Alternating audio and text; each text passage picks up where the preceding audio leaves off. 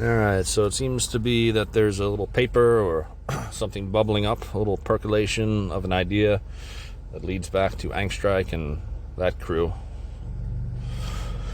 And it's about how, Stephen Law's argument goes such and such that God can deceive, and therefore, we ought to be skeptical theists, we shouldn't make any inferences on whether something can be evil or not evil on theism.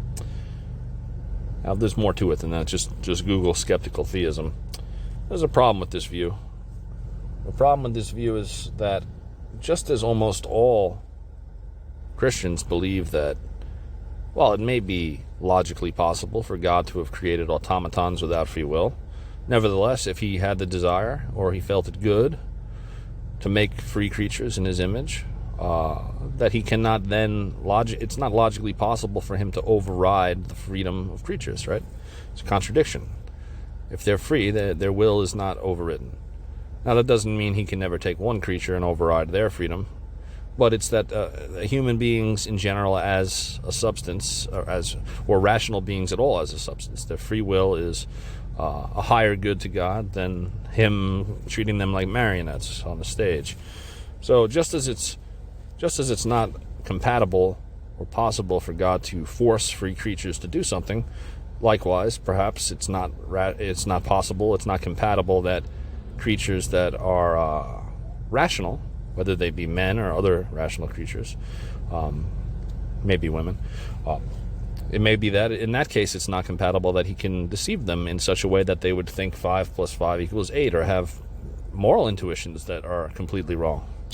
So you can always kick the problem back and say, well, we're skeptical of that too.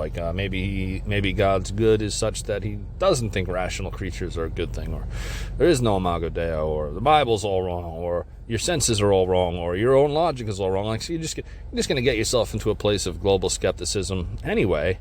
And if you believe you're not a rational creature, or if that's a possibility that you're not a rational creature, you don't have a properly basic belief in your own rationality, then you're a global skeptic and you're incoherent anyway. So this is not a good argument. It's a weak argument.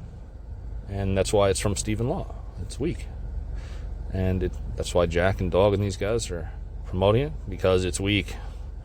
And that's all they have is weakness. And although the dog cowers at Jack's legs, I would say that Jack cowers before a strong theist, and we all know that. So get it together, Jack.